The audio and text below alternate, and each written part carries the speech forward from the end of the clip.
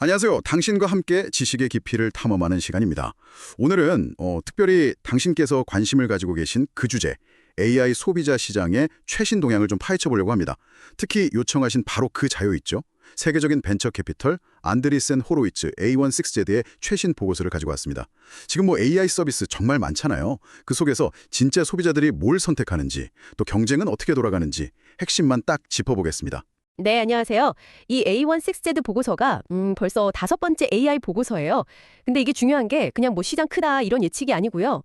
지난 2년 반 동안 쌓인 실제 웹 트래픽이랑 모바일 앱 사용 데이터 이걸로 분석했다는 점이 좀 특별하죠. 그러니까 어떤 서비스가 잠깐 반짝하고 어떤 서비스가 꾸준히 사용자를 모으는지 그야말로 진짜 시장의 민낯을 보여주는 자료라고 할 수 있습니다. 맞습니다. 그래서 오늘 저희 목표는 단순히 보고서 내용 요약 이걸 넘어서요. 이 데이터가 당신에게 구체적으로 어떤 의미가 있는지, 특히 챗GPT 천하라는 그 초기 인식을 뒤집는 새로운 경쟁자들의 움직임, 그 의미, 그리고 앞으로 AI 시장이 어떻게 흘러갈지 그 경쟁 구도를 함께 그려보는 데 있습니다. 준비되셨나요? 좋습니다. 이 보고서를 보면서 던져볼 만한 가장 흥미로운 질문은 아마 이거 아닐까요? 과연 AI 시장은 진짜 하나가 다 먹는 그런 승자 독식 구조로 갈 것인가? 아니면 각자 잘하는 분야가 다른 여러 플레이어들이 같이 크는 그런 다극화 시대로 갈 것인가? 오늘 그 답에 대한 중요한 단서들을 같이 찾아보시죠. 좋습니다. 그럼 바로 본론으로 들어가 보죠. 보고서가 가장 먼저 그리고 가장 강하게 지적하는 변화 뭔가요? 한마디로 하면 경쟁의 격화입니다. 특히 챗GPT 경쟁자들의 무서운 추격, 이게 핵심이에요. 보고서는 아주 명확하게 얘기합니다. AI 소비자 시장, 더 이상 챗GPT 혼자 노는 무대가 아니라고요. 아주 역동적인 경쟁 환경으로 빠르게 바뀌고 있다는 강력한 증거들이 막 나오고 있어요. 아, 드디어 본격적인 경쟁 구도가 시작된다는 신호군요. 보고서에서 가장 주목하는 경쟁자는 역시 구글인가요? 네, 그렇습니다. 구글 제미나이. 이 약진이 아주 두드러져요. 모바일하고 웹 양쪽 플랫폼 모두에서 챗GPT를 정말 바짝 따라붙고 있습니다. 특히 그 안드로이드라는 막강한 기반 위에서 모바일 시장 성장이 아주 인상적입니다. 구글의 그 생태계 파워는 익히 알려져 있긴 한데 AI 시장에서도 그게 통하는군요. 구체적으로 어느 정도 수준까지 따라왔나요? 네, 여기서 좀 주목할 만한 데이터가 나오는데요. 보고서를 보면 제미나이의 모바일 월간 활성 사용자 수 있잖아요. MAU. 그러니까 한 달에 최소 한 번 이상 앱을 쓰는 실제 이용자 수. 이게 이미 챗 GPT의 절반 수준까지 왔다고 합니다. 네, 정말 놀라운 속도죠. 네, 절반 수준이요. 와, 진짜 눈 깜짝할 사이에 따라붙었네요. 이게 그냥 안드로이드 사용자 기반이 넓어서 그런 걸까요? 아니면 혹시 챗 GPT 자체의 모바일 경험에 뭔가 약점이 있는 걸까요?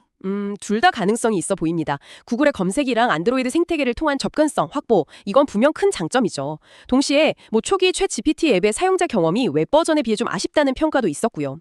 중요한 건 이겁니다. 구글이 AI 경쟁에서 자기들의 핵심 자산을 아주 효과적으로 쓰면서 빠르게 격차를 좁히고 있다는 사실, 이게 시장에 던지는 메시지는 분명해요.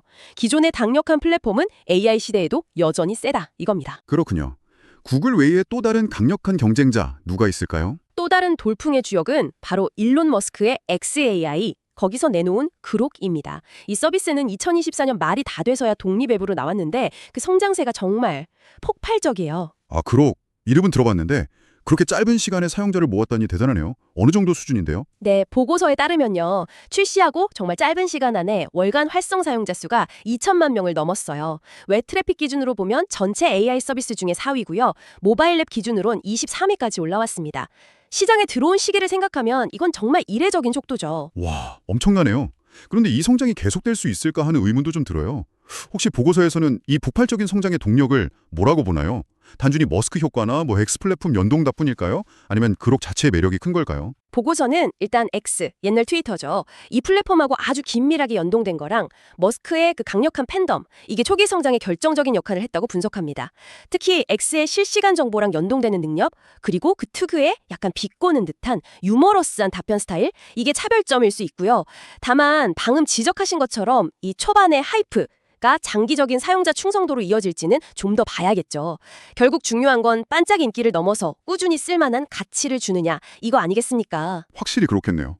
팬덤이나 플랫폼 파워는 강력한 부스터지만 결국 서비스 자체에 힘이 있어야 한다는 거군요.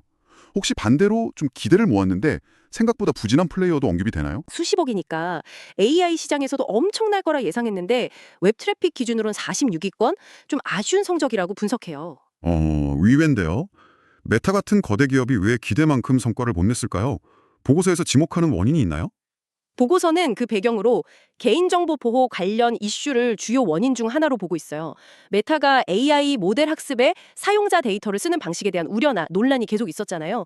이게 사용자들의 적극적인 이용을 좀 막는 그런 어려움으로 작용했을 수 있다는 분석입니다. 아, 그렇군요. 여기서 또 중요한 교훈이 있네요. 단순히 기술력이나 사용자 기반이 크다고 해서 AI 시장 성공이 보장되는 게 아니라는 거. 특히 사용자 데이터 활용과 관련된 신뢰, 문제가 얼마나 클 수 있는지 보여주는 사례 같네요. 어쩌면 메타가 이 부분을 좀 가볍게 봤을 수도 있겠어요. 정확합니다. 이건 AI 서비스를 만드는 모든 기업에게 중요한 메시지를 줍니다. 기술 개발만큼이나 사용자의 신뢰를 얻고 지키는 게 얼마나 중요한지 그걸 보여주는 거죠. 아무리 큰 기술 기업이라도 이 문제 앞에선 자유로울 수 없다. 이런 명확한 증거입니다. 네, 경쟁 환경이 정말 여러 면을 봐야 하네요. 그런데 상위권 서비스들을 보면 단순히 챗GPT 같은 그런 범용 챗봇만 있는 게 아니라면서요? 맞습니다. 그 점이 이번 보고서에서 나온 또 다른 아주 흥미로운 지점이에요. 상위 50위권 AI 서비스 목록을 보면요. 챗봇 말고도 정말 다양한 종류의 뭔가 특화된 서비스들이 잔뜩 포진해 있습니다. 이건 소비자들이 AI를 아주 구체적인 목적을 위해서 쓰기 시작했다는 강력한 증거죠. 예를 들면 어떤 서비스들이 있을까요? 대표적으로 검색이나 정보 요약에 특화된 퍼플렉시티, 이게 눈에 띄고요. 그리고 여러 회사들의 다양한 AI 모델들을 한 곳에서 비교하면서 쓸 수 있게 해주는 플랫폼, 포엔도 있습니다. 또 사용자와 친구처럼 대화하거나 특정 역할을 하는 가상 캐릭터를 만드는 캐릭터 AI, 이것도 꽤 인기가 많아요. 저도 퍼플렉시티는 가끔 검색할 때 쓰고 캐릭터 AI는 재미삼아 써봤는데 진짜 신기하더라고요. 이게 그냥 재미를 넘어서 실제 사용자 트래픽으로 이어진다는 게 좀 놀랍네요. 그렇죠. 뿐만 아니라 창작 도구로서의 AI 활용도 아주 두드러집니다. 이미지 생성 분야에서는 미드전이랑 레오나르도가 여전히 강하고요. 비디오 편집을 도와주는 비드, 그리고 정말 놀라운 수준의 목소리를 만들어내는 일레블랩스, 이런 서비스들도 상위권에 이름을 올렸습니다. 들어보니 정말 다양하네요. 검색, 정보 요약, 플랫폼, 엔터테인먼트, 이미지, 영상, 음성 생성까지. 이건 단순히 AI 챗봇 써봤어. 이 수준을 넘어서 사람들이 각자 필요에 맞춰서 AI를 도구로서 진짜 적극적으로 활용하기 시작했다. 이렇게 봐도 될까요? 정확한 해석입니다. 초기에는 AI랑 대화한다는 그 신기함이 주된 동력이었다면 이제는 AI로 뭘 할 수 있지? 여기에 대한 관심이 커지고 있다는 거죠. 즉, 그냥 범용적인 능력보다는 특정 작업, 어떤 태스크를 얼마나 잘 해주느냐, 이게 중요해지고 있다는 겁니다. 이건 AI 시장이 성숙해가는 과정에서 나타나는 아주 자연스러운 현상이라고 볼 수 있어요. AI가 점점 더 우리 일상이나 업무 속으로 깊숙이 파고드는 느낌이네요. 보고서에서 또 주목해야 할 다른 흐름이 있을까요? 국계 AI 서비스의 부상입니다. 중국계 AI요. 구체적으로 어떤 서비스들이 언급되나요? 더우바오, 쿼크, 키미 같은 서비스들이 대표적이에요. 이 서비스들은 중국 내의 그 막대한 사용자 기반을 등에 업고 정말 무서운 속도로 크고 있습니다. 보고서를 보면 이대 서비스 트래픽 대부분은 아직 중국 내에서 발생하고 있지만 그 규모 자체가 워낙 커서요. 이미 글로벌 순위에서도 상위권에 보이기 시작했어요. 그렇군요. 아직은 내수 시장 중심이지만 잠재력이 엄청나다는 거네요. 이들의 부상이 앞으로 글로벌 AI 시장 경쟁 구도에 어떤 영향을 미칠 거라고 보세요? 혹시 미국 중심의 경쟁 구도를 흔들 만한 그런 변수가 될 수 있을까요? 충분히 가능성이 있습니다. 이 중국 기업들은 방대한 자국 데이터를 활용해서 빠르게 모델 성능을 올리고 있고요. 또 다른 문화적 맥락이나 사용자 요구에 맞춰진 서비스를 개발하고 있거든요. 만약 이들이 본격적으로 글로벌 시장 공략에 나선다면 단순히 미국 빅테크 기업들끼리의 경쟁과는 좀 다른 양상이 펼쳐질 수 있습니다. 언어, 문화, 규제 환경 등 여러 면에서 새로운 도전과 기회가 생겨날 수 있죠. 앞으로 글로벌 AI 시장은 미국과 중국이라는 두 거대 축을 중심으로 더욱 복잡하고 다층적인 경쟁이 벌어질 가능성이 높습니다. 이들의 움직임을 계속 지켜보는 게 중요해요. 와, 이제 미국과 중국의 AI 패권 경쟁까지 고려해야 하는군요. 정말 흥미진진해지네요. 그런데 이런 거대 기업들 말고 혹시 새롭게 떠오르는 혁신적인 스타트업들, 이런 움직임도 포착됐나요? 네, 그 점도 보고서가 중요하게 다루고 있습니다. 코딩 작업을 획기적으로 도와주는 리플릿 같은 서비스나 아직 구체적인 기능은 널리 알려지지 않았지만 빠르게 사용자 기반을 확보하면서 순위권에 들어온 러버블 같은 신생 스타트업들, 이런 것들이 주목받고 있다는 점입니다. 스타트업들이 순위권에 이름을 올렸다는 건 어떤 의미를 가질까요? 단순한 기술과 시가 아니라 뭔가 다른 차별점이 있다는 뜻일까요? 바로 그 점입니다. 이건 AI 시장이 단순히 기존의 성공 모델, 예를 들어 챗 GPT 같은 대규모 언어 모델을 그냥 따라 만드는 단계를 넘어서고 있다는 중요한 신호예요. 이제 시장은 새롭고 차별화되고 무엇보다 실용적인 가치, 유틸리티라고 하죠. 이걸 제공하는 서비스에 주목하기 시작했다는 뜻입니다. 즉, 기술이 얼마나 대단하냐보다는 그 기술로 사용자의 어떤 구체적인 문제를 얼마나 잘 해결해 주느냐, 이게 중요해지고 있다는 거죠. 아하, 그러니까 기술 자체의 경쟁을 넘어서 이제는 그 기술을 활용한 쓸모의 경쟁으로 넘어가고 있다. 이 말씀이시군요. AI가 뭘 할 수 있나 해서 AI로 내 문제를 어떻게 해결할 수 있나로 초점이 옮겨가는 느낌입니다. 이건 정말 중요한 변화네요. 그렇습니다. 기술의 민주화가 진행되면서 이제는 뛰어난 아이디어나 신행력만 있다면 거대 기업이 아니더라도 충분히 시장에서 성공할 기회가 열리고 있다는 의미이기도 하고요. 이런 스타트업들의 등장은 AI 생태계를 더욱 풍성하고 역동적으로 만들 겁니다. 정말 흥미로운 분석입니다. 그럼 이 모든 내용을 종합했을 때 A16제 보고서가 내리는 최종적인 결론은 무엇이라고 정리할 수 있을까요? 결론적으로 A16CZ 보고서는 현재 AI 소비자 시장이 초기에 챗 GPT 독주 체제에서 벗어났다는 걸 명확히 보여줍니다. 구글 제미나이, xAI, 그록 같은 강력한 경쟁자들이 치고 올라오고 퍼플렉시티, 캐릭터 AI, 미드저니 같은 다양한 특화 서비스들이 각자 영역을 만들고 있고요. 여기에 중국계 AI와 혁신적인 스타트업들까지 가세하면서 명백한 다극화 경쟁 체제로 진입했다는 겁니다. 더 이상 하나의 절대 강자가 시장을 다 갖는 시대는 아니라는 거죠. 다극화 경쟁 시대. 확실히 시장이 더 복잡해지면서도 한편으로는 더 활기차고 흥미로워지는 것 같습니다. 그렇다면 이러한 변화가 당신과 같은 사용자들에게는 궁극적으로 어떤 의미를 가질까요? 네, 경쟁 심화는 기업들한테는 힘든 싸움이겠지만 사용자 입장에서는 긍정적인 면이 훨씬 많죠.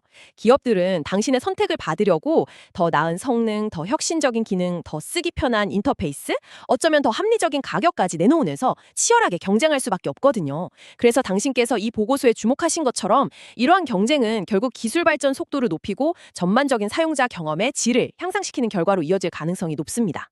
즉, 당신에게는 더 많은 선택지가 생기고 더 똑똑하고 더 유용하고 어쩌면 더 재미있는 AI 서비스를 경험할 기회가 계속해서 늘어난다는 의미입니다. 네, 오늘 A16제의 최신 보고서를 통해서 AI 소비자 시장의 현재와 미래를 좀 깊이 있게 들여다보았습니다.